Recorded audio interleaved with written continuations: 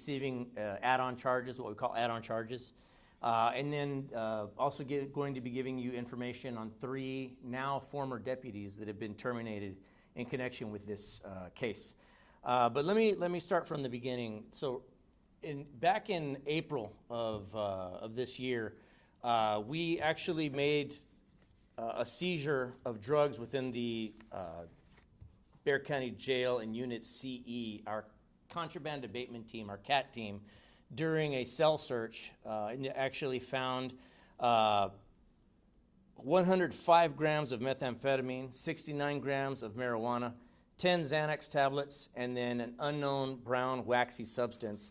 In addition, I believe there was also some vape pens that were seized during that operation.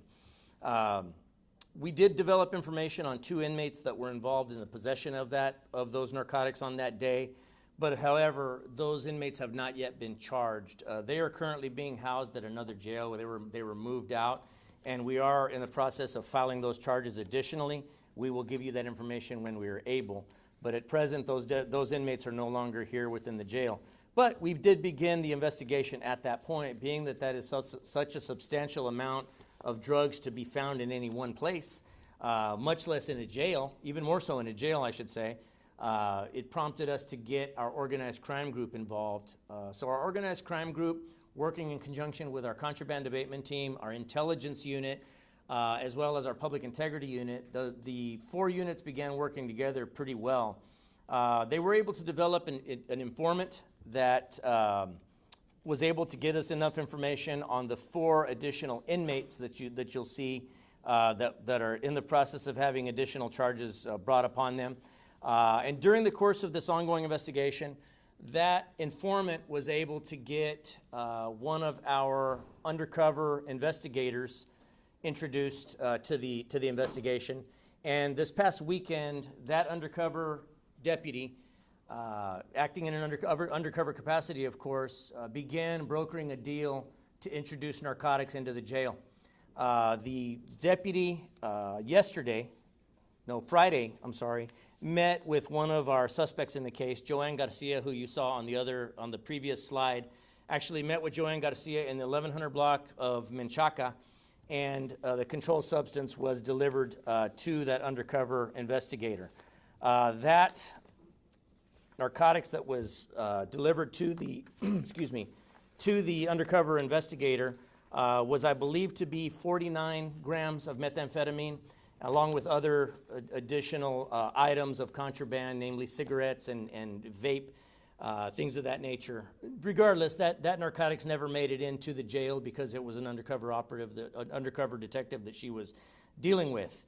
Over the course of the weekend, we then began more definitively identifying the people that led us to not just these 4, but additionally the information on the 4 inmates that you also saw.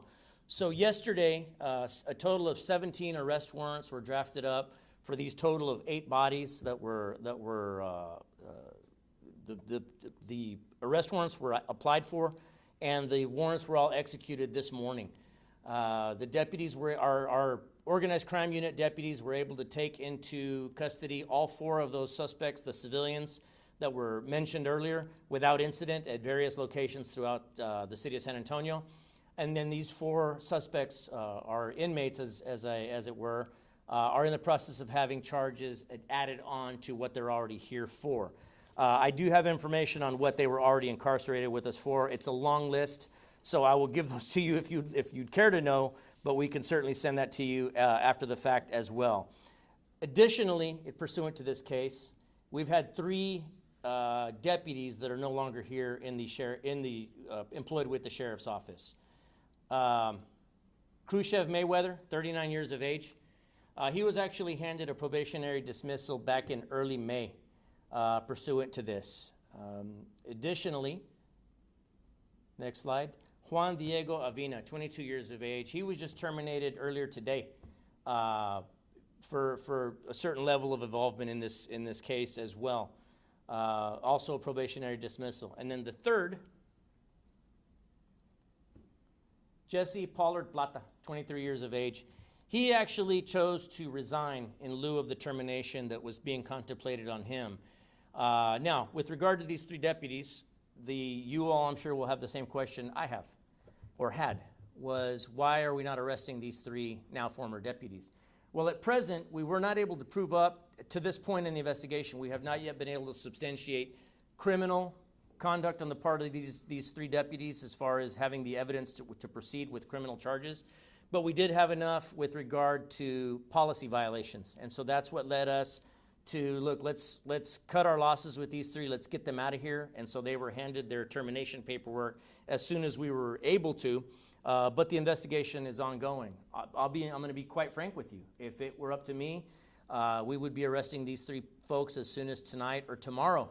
But being that we have to continue to develop this information and try to get to that point, as soon as we are able to get to that point, I can assure you we'll be calling another press conference letting you know that a now former deputy, or 3, if I have it my way, are now facing criminal charges. And so, that's where we are with the status of this investigation at present. Esta mañana nosotros arrestamos 8 personas, 4 civiles que están fuera de nuestra custodia, o estaban fuera de nuestra custodia. Ellos fueron arrestados esta mañana por nuestra unidad de crimen organizada. También tenemos 4 prisioneros que están bajo nuestra custodia, que se están enfrentando con cargos adicionales, aparte de lo que ellos ya estaban aquí bajo nuestra custodia. Este caso empezó el día 28 de abril, donde nosotros encontramos más que 100 gramos de metanfetamina dentro de la cárcel. Dos reos fueron arrestados, dos reos se están enfrentando con cargos por estar en posesión de esas drogas, pero de ahí empezó nuestra investigación. Varias unidades de la agencia empezaron a trabajar en conjunto en este caso. Y ellos lograron agarrar información, lograron agarrar un informante que sí nos dio información tocante cuáles reos estaban involucrados en esta operación, trayendo drogas dentro de la cárcel. Uno de nuestros oficiales, trabajando encubierto, logró hablar con uno de estos sospechosos, y él el viernes se encontró con Joanne García. Ella le entregó drogas, metanfetaminas, para entrar a la cárcel. Obviamente ella no sabía que la persona que ella estaba entregando esas drogas era uno de nuestros oficiales trabajando encubierto. Entonces ya de ahí empezamos a preparar las órdenes de arresto. Anoche nosotros aplicamos por 17 diferentes cargos, órdenes de arresto por 17 órdenes de arresto por estos 8 sospechosos, o sea, los 4 civiles y los 4 que ya estaban aquí de prisioneros. Esta mañana ejecutamos las órdenes de arresto contra los 4 civiles, y luego ahorita en estos momentos los 4 reos se están enfrentando con otros cargos adicionales. También les hemos dado despedida a varios de nuestros oficiales a causa de este caso.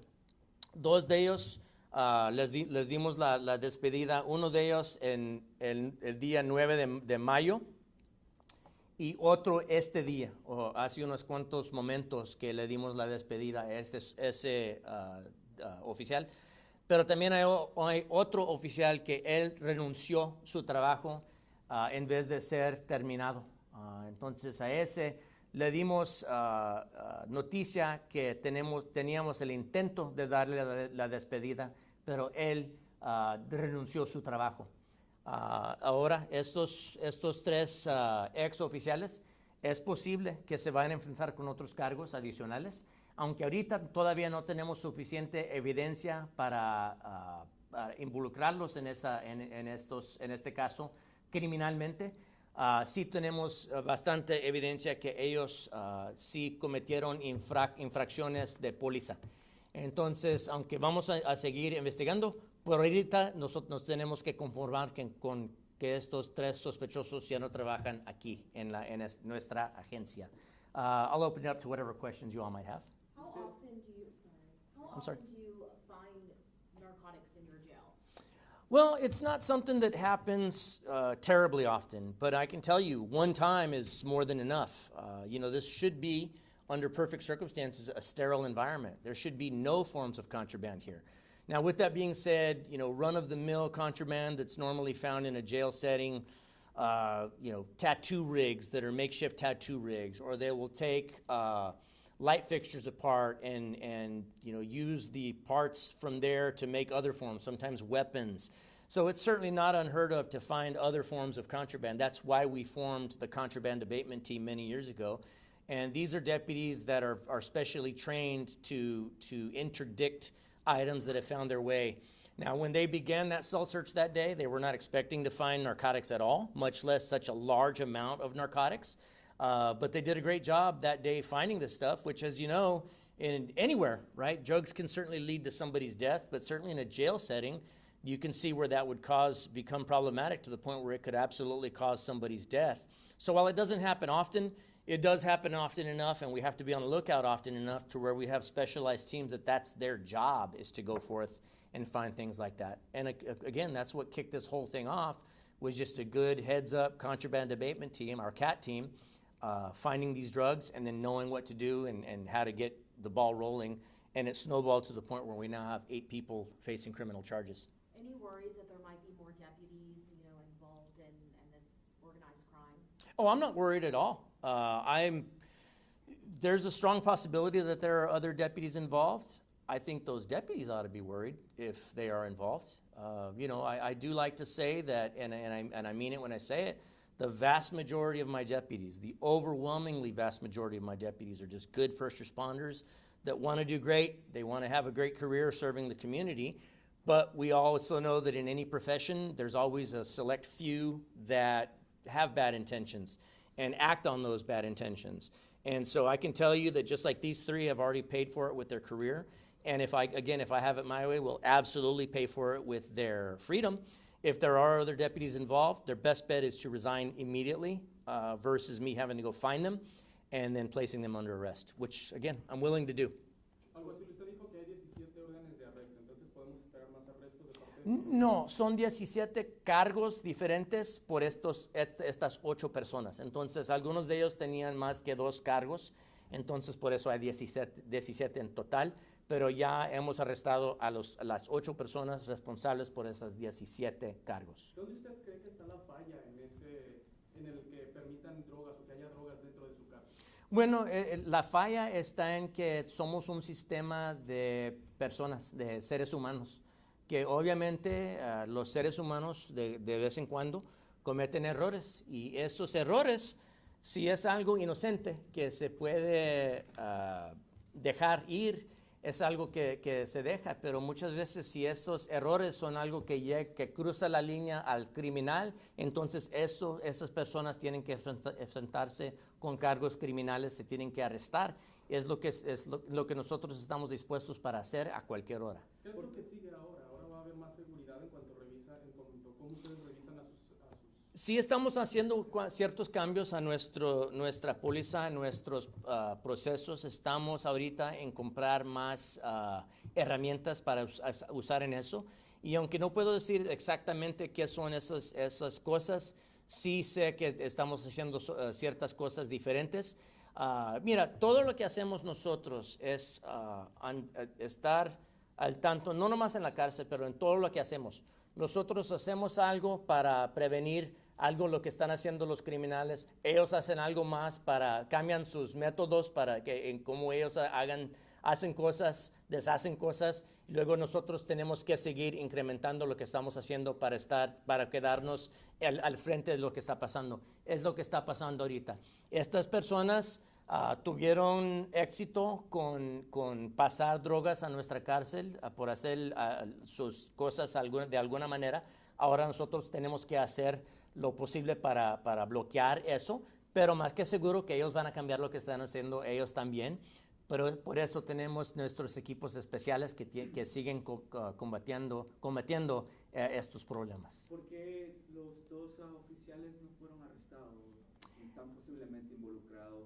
Bueno, son tres. Ahorita, aunque no tenemos suficiente evidencia para aplicar por un orden de arresto por estos 3, sí tenemos evidencia que ellos cometieron delitos o sea, infracciones de nuestras pólizas. Entonces, ya con eso nos da suficiente información darles la despedida de la agencia, aunque ahorita no tenemos suficiente evidencia para arrestarlos. Ese es otro nivel de evidencia que nosotros tenemos que tener. Ya cuando lo tenemos, los vamos a arrestar a 1, 2 o 3 de ellos, y ya de ahí vamos a llamar otra conferencia de prensa para darles esa información. Pero hasta entonces nos tenemos que conformar que cuando menos ya no trabajan aquí. ¿Estos oficiales entonces siguen libres o están detenidos? No, ahorita siguen libres. No tienen trabajo aquí, pero siguen libres. Pero también nosotros seguimos investigando, y si llegamos hasta el punto que los podemos arrestar, los vamos a arrestar. Can you say in the English part where you were talking about how, you're always Sure. trying to go involved in it and Look, you're working on something that yeah, you can't talk about sure, right now? absolutely. Everything that we do in law enforcement, whether it's in the jail or out in the streets, right, it's a matter of trying to stay one step ahead of the opponent, right? In this instance, crooks, their job is to not get caught. Our job is to catch them. Their job is to not get caught. So every time they come up with a new method of breaking the law, of smuggling drugs or trafficking of humans or robbing a bank, whatever it may be, we have to one-up our game and stay one step ahead. And then, invariably, they'll up their game. And it's just a matter of going back and forth. And at this point, clearly, these folks had some successes in getting drugs smuggled in. We had some successes in intercepting that and getting their organization infiltrated. with one of our undercovers and stopping those drugs from coming in. We're in the process of upping our security capabilities here. We are making some pretty substantial purchases with regard to equipment that I can't part with just yet, but rest assured we are doing just that. But again, am I foolish enough to believe that once we buy that, that's it, our problems are solved forever? No, they're going to continue to try to up their game, and at some point they will. At some point, I can guarantee you, despite our best efforts, they'll succeed, and then we'll have to succeed in overcoming whatever those are. It's an ongoing thing that goes back as far as the history of policing. Again, we'll continue to do what's in our power to stop these things from happening. And the undercover, I mean, played a big factor. Absolutely. We've got some really good undercovers. They're great at what they do. A lot of this hinged on the fact that they're also part of being an undercover is being able to develop informants and convincing informants to come to our side and work things for us. And that's exactly what happened here. Our organized crime group is second to none, and I've worked with some pretty good organized crime people in my career. Ours are absolutely second to none. They're very, very good at what they do. No sé si yo le había dicho, ¿cuánto tiempo tomó esta investigación? Nosotros empezamos esta investigación el día 28 de abril, cuando nosotros descubrimos drogas dentro la cárcel, y ya de allí esta investigación empezó. 100 gramos, decía, de metanfetamina. 100 gramos ese día, y el viernes me parece que era más que 50 gramos. Igual dentro de la cárcel. No, eso lo pescamos afuera. Nosotros hicimos reglas arreglamos con una de estas sospechosas meter esas drogas a la cárcel. Entonces, uno de nuestros oficiales encubierto se encontró con ella, según él, que iban a meter esas drogas. Obviamente, esas drogas nunca entraron. Ya cuando nos encontramos con ella, nos entregó las drogas y luego nosotros de ahí empezamos a aplicar por órdenes de arresto. Obviamente, esas drogas nunca entraron porque ya esas las teníamos bajo nuestra custodia. Estaban por entrar, entonces. Ellos pensaban que iban a entrar esas drogas. Se quedaron en que este día esas drogas iban a entrar. Obviamente nosotros ya teníamos esas drogas, entonces los teníamos que arrestar este día para ya saber que pues, nunca iban a entrar esas drogas, obviamente. How much money are we talking about that could have potentially gone into your general hand? Can you say whatever you said in Well, English, what we were just talking about? This is several $1,000s worth of drugs on the street. But add to that, though, that street value is a lot different than jail value. In a jail setting, these drugs can actually command a much higher price. Supply and demand, right? It's harder to get in a jail setting. So without having the dollar figures in front of me, I can tell you definitively these are in the thousands of dollars street level. On the jail side, I'm willing to bet these are in the hundreds of thousands of dollars of value. And how did that transpire again? You were saying it in Spanish. Can you say it in English? What part, Luis? I'm sorry. We're trying to get how the drugs were going. Oh, so yes, although the 100 grams that were initially found that kicked off this investigation were found within the jail, the 50 some odd grams that were seized on Friday, obviously those were never going to make it in. One of our undercovers met with Joanne Garcia to broker the deal. Obviously, we knew those drugs were never going to make it in because we had them. But of course, again, these 4 people working in concert, in conjunction with the 4 inmates that were in custody, these 8 all believed that those drugs were ultimately going to end up in the jail. Obviously, we had other plans for those drugs. They made it directly to our property room, and we began working on the arrest warrants at that point. And you mentioned a date in April when this all started? April 28th. Yes, sir. That was when y'all found the drugs? We found those drugs, and those drugs were found in possession of 2 other inmates that have not yet been charged criminally. That's why I can't part with their names just yet. But they will be. Our goal is to charge them criminally. And I can tell you, as soon as we're able to get to that point where we're charging them, adding on charges, we'll release that information to you. Los 4 civiles y los 4 prisioneros, no hay ninguna relación, no son familia. Son familiares, algunos de ellos son familiares, pero ahorita son muchas personas, ni les puedo empezar a decir cuáles con cuáles, pero sí sé que algunos de ellos son familiares. What were the policy violations that the deputies were accused of violating? Well, right now, just in general, failure to perform their job in a satisfactory fashion. Being that they're 2 of them are probationary employees. We don't really have to give them a reason other than they failed to meet their standard of their employment during their probationary period. We have a year-long probation period with these folks. So with them, we just kept it general. You're terminated from the sheriff's office. No appeal, no recourse, no further steps needed. Just your services are no longer needed here, and we collect all their county-issued gear. With regard to the other one, Pollard Plata, I don't have the charges in front of me here, but we had given him on the 22nd, he was served a proposed dismissal, and I'd have to get you the exact charges on him, but what he was going to be charged with policy violation-wise. Several days later, he notified us that he was tendering his resignation in lieu of that termination. So at that point, obviously, because he's resigning his job, the administrative part of that investigation ceases, but he's still got the distinct possibility he's going to be facing criminal charges at some point. So he doesn't have a policy violation per se because he resigned? He resigned, Yeah, right. So he was under investigation for policy violations, but that became moot when he resigned. ¿Puede decir eso último en español? Sí, que los otros 2 oficiales les dimos la despedida, estaban en probación, entonces ellos, porque son nuevos a la agencia, tienen 1 año de que están en probación, entonces ya durante ese año les podemos dar la despedida por cualquier cosa. A ellos 2 fueron los fáciles, que ya ni les tenemos que dar razón, sino que simplemente que ya no trabajan aquí. El otro, Pollard Plata, él le dimos intento de despedirlo, pero ya con él, porque no estaba en probación, él tenía ya varios años de estar trabajando aquí, es un proceso que nosotros tenemos que tomar antes de darle la despedida. Entonces, a él le dimos el intento que íbamos a perseguir el intento de darle la despedida, pero él renunció antes de eso. Después de unos cuantos días, él, no sé por qué, pero él renunció a su trabajo, pero aunque ya no sigue la investigación de pólizas, con él, con todos los 3, todavía siguen la investigación criminal. Entonces, si llegamos al punto que podemos arrestar a algunos de ellos, los vamos a arrestar. Okay? No other questions, guys? All right. Can I ask about something outside of this?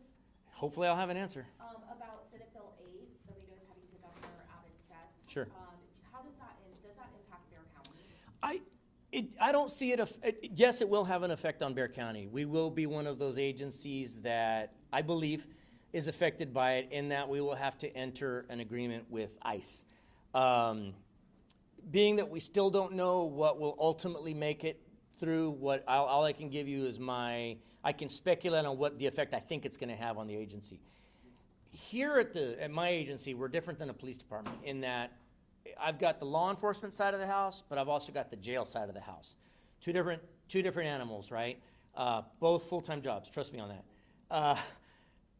With regard to the law enforcement side of the house, I don't think this will have any effect. The average person calling us for 911 services or non-emergency or dealing with deputies out on the street, I don't think they're going to see any difference in this. Where it will come into play is in the jail side. So if somebody comes through the jail and they happen to be undocumented, that's where a difference may occur. What I believe is going to happen is that, prior to, ICE would come to the jail and file their detainer requests, and we really had no federal authority our authorities under immigration have been very limited as local authorities. What this process will force us to do is we will have to put certain of our deputies through a training program called 287G, which then does give you federal authority. So in other words, I think what we may see later, once this goes into full effect and we're able to see what it is that will happen, is certain deputies from within the Bexar County Jail will have the authorities to initiate, and the expectations that they will initiate those documents. So in the future, it may not just be immigration authorities asking for those detainers. It may actually be a Bexar County deputy that's doing it pursuant to the 287G. It'll have to be a small number because here's one of the concerns that I have. To do that 287G program, my understanding, as I understand the process, it's about a 10-week course for federal agents to learn this, all of these procedures under 287G. It's a 10-week course. They're compressing that 10 weeks into a 7-week course for our deputies. Well, even then, if I send you away for 7 weeks to go learn this stuff, now I've got to pay somebody overtime to do your job for those 7 weeks. So there is going to be an expense attached to it. I don't know how we're going to go about funding it. Obviously, it's federal, it's law, state law, so I'm not going to have the ability to say, no, we have to do it. But I can tell you it's going to help, it's going to make us incur some overtime costs. And then again, my overall fear in addition to that is that you're taking a young deputy and you're taking 10 weeks of information, cramming it into 7 weeks, and hoping they get it right every single time. Unfortunately, I believe that, again, we talked about human error. At a certain point, that young deputy that's only got 7 weeks worth of training might make a mistake. And those mistakes may lead to civil litigation or, any number of things that could go wrong. And so I am concerned that, even the best intended, most well-intended deputy may make a mistake on some of these things that we're going to do everything we can to mitigate that and make sure that mistakes are minimized. But again, if you're asking me what keeps me up at night about this process, it's things like that. How many deputies would go through the training? We're going to look at what the law requires of us. Because at this point, I don't know if this law is going to say you have to send 1, 2, 5, or 300. I don't know yet. Obviously, we're going to comply. We don't have the authority to not comply with the law. But we'll look at what it says, and then we'll roll with the punches. That's what first responders do. In the past, you said, when the Trump administration first started, that you really didn't see an increase in detainers. Has that changed recently? It has. It has. At any given time, we've got upwards of 300 people on detainer. Now, with that being said, those folks that are here with detainers attached, they're not here for the federal charge. They're here for something else. DWI, domestic violence, misdemeanor theft, misdemeanor marijuana, felony marijuana. You get the picture. They're here for something else. Then the detainer is a piece of paper that sits on top of that and just kind of sits there until such time as that person goes to get released from the jail. The detainer says, hold on, the feds want to talk to this guy for something else apart from what they were already here for. So again, we are seeing more of those. If I had to guess, I think before, at any given time, we'd have 100 or 200 people. Now it's up to 300. With that being said, a detainer doesn't automatically mean somebody's going to get deported. It just means the feds want to talk to that person before they're allowed to go free. Oh, my goodness. Okay. Antes de seguir con ello, una pregunta y Okay. disculpe la molestia. La droga nunca entró, ¿verdad? La metanfetamina nunca entró a partir del 28 de abril. En abril encontramos esa metanfetamina dentro de la cárcel. Okay. Las 50 gramos que nosotros nos encontramos el viernes, esa droga nunca entró, porque esa fue una operación encubierto que nosotros ya recogiendo esa droga de la sospechosa esa droga ya la teníamos bajo nuestra custodia, entonces esa droga nunca entró. Ni las 100. Las 100 sí, esas 100 las encontramos dentro de la cárcel.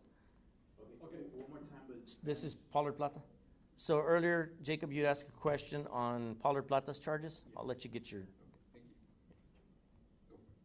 poor job performance, violation of a statute, civil service rule, conduct or action that would seriously impair job performance, conduct which is proven to be detrimental to the sheriff's office, performance of duties, violations of law, conduct of becoming an officer, bringing discredit, consorting with person of questionable character, persons in custody, that's just a separate charge, consorting with persons of ill repute. Those are all separate charges that he was facing. He decided to cut his losses and resign. I'm sorry. volviendo a la ley SB 8. Ok, SB8 no va a tener mucha diferencia. Nosotros aquí en esta agencia tenemos dos lados de la agencia. Tenemos el lado de patrulla, los oficiales que trabajan en el esfuerzo de las leyes, en aplicar las leyes. tenemos los oficiales que trabajan dentro de la cárcel. Son dos diferentes casas, o sea, dos diferentes operaciones. Lo de acá, de la aplicación de las leyes en la patrulla o los oficiales que uno ve en patrulla, estos oficiales no van a tener diferencia en cómo aplican su trabajo, cómo hacen su trabajo. La persona que nos necesita de emergencia o no emergencia, a cualquiera nos pueden hablar, a darnos una queja de lo que sea. La única diferencia va a ser dentro de nuestra cárcel, que vamos a ver esta diferencia. Ahorita, como son las cosas ahorita, antes de que firme la ley el gobernador, ahorita nosotros tenemos mínima autoridad con respecto a las leyes de inmigración. Estamos muy limitados en las autoridades que nosotros tenemos. Lo único es que ya pasando por este programa de 287G, ya ese programa nos da autoridad federal. Entonces, esta ley nos va a forzar que nosotros mandemos ciertos oficiales a este entrenamiento y ya de allí ellos están dispuestos a aplicar estas leyes.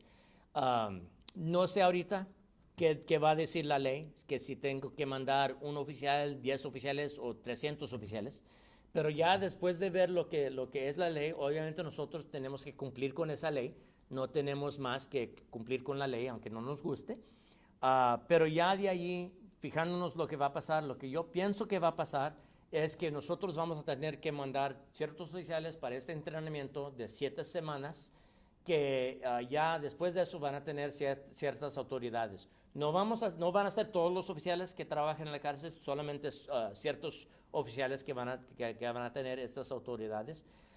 Entonces ya el público de allí, la mayoría del público no van a ver diferencia en nuestros servicios, sino que los únicos que van a ver diferencia son los que van entrando a la cárcel como reos. Lo que produce mucho miedo entre la comunidad es eso, de que si alguien llama a sus autoridades, podrán ser detenidas y luego entregadas a inmigración. Pero nosotros ya sabemos que ese temor existe dentro de nuestra comunidad. Aunque sean documentados o indocumentados, obviamente la comunidad ahorita están preocupados por esto. Pero por eso está en nosotros darles a saber qué son las diferencias, qué dice esta ley nueva y qué va a ser el efecto. Por eso les tenemos que decir al público que la gran mayoría del público no van a ver diferencia. Es más, si una persona es indocumentada y si son víctima o un testigo a un delito, quiero yo que con toda confianza nos hablen a nosotros, que nos den la queja. No quiero que alguien se aguante ser víctima por el miedo que nos tienen a nosotros.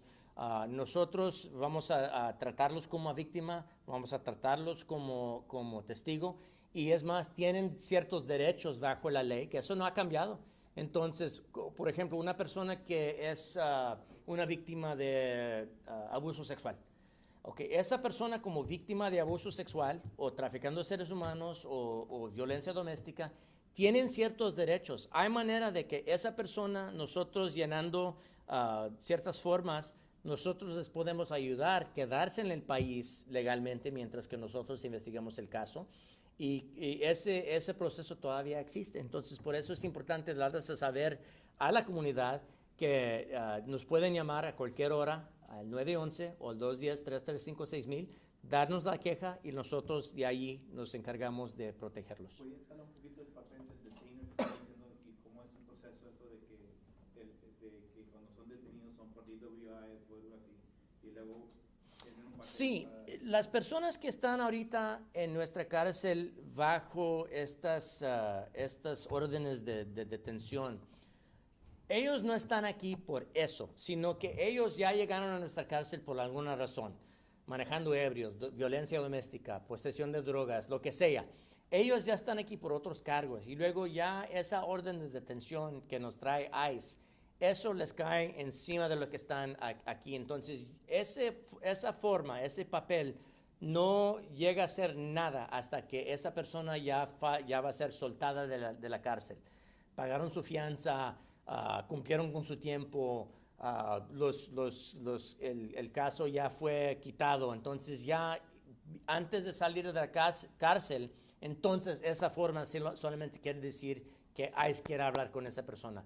No es necesario que vayan a ser deportados, sino que esa forma solamente dice que ICE quiere hablar con esa persona antes de que los soltamos. Como se mira el lenguaje ahorita de lo que estaba escribiendo, se aparece, pero algo totalmente es diferente a lo que me está diciendo, pero no van a estar ustedes asistiendo en redadas o en detenciones, es nomás de lo que está pasando adentro de la cárcel, ¿verdad? No se van a ver sus oficiales al lado con los ICE. No, ahorita, si la ley no nos requiere hacer algo, no lo vamos a hacer. Obviamente, si ellos quieren que nosotros trabajamos junto con ellos, entonces van a tener que hacer una ley que me fuerza a hacer eso. Yo ahorita no tengo suficientes oficiales para hacer esa clase de trabajo. Obviamente tenemos que ver lo que va a decir esta ley. Si dice algo así, entonces obviamente vamos a tener que cumplir, pero hasta ese tiempo no vamos a hacer lo que es necesario por medio de la ley. Y en serio, para mí estaba diciendo que está el entrenamiento y que posiblemente sus oficiales van a hacer errores humanos. Yo estoy un poco preocupado por lo que el proceso, por lo que yo sé de estas clases, son 10 semanas de clases. Este programa va a reducir ese tiempo, que la misma información, 10 semanas de información en 7 semanas. Entonces, eso me preocupa por varias razones. Mandar un oficial para este entrenamiento por 7 semanas, obviamente tengo que pagarle a otro oficial que haga el trabajo de ese por 7 semanas. Vamos a tener que pagar tiempo y medio mientras que el otro está en la clase. Pero también haciendo eso, 10 semanas de información en 7 semanas, naturalmente una persona, un ser humano va a cometer errores y esos errores nosotros obviamente tenemos que hacer todo lo posible para subajar las chances que algo vaya a pasar, pero es natural que algo va a pasar. Yo pienso que esos errores mientras que personas cometen errores, van a resultar en demandas y pues nosotros es algo que sí nos molesta un poco. El momento es de que no tengan miedo, que no tengan terror o temor de salir. No, la comunidad, no hay para qué tener temor con nosotros. Si tienen problemas, con toda confianza, que nos hablen. Thank you. Thank you guys, appreciate it.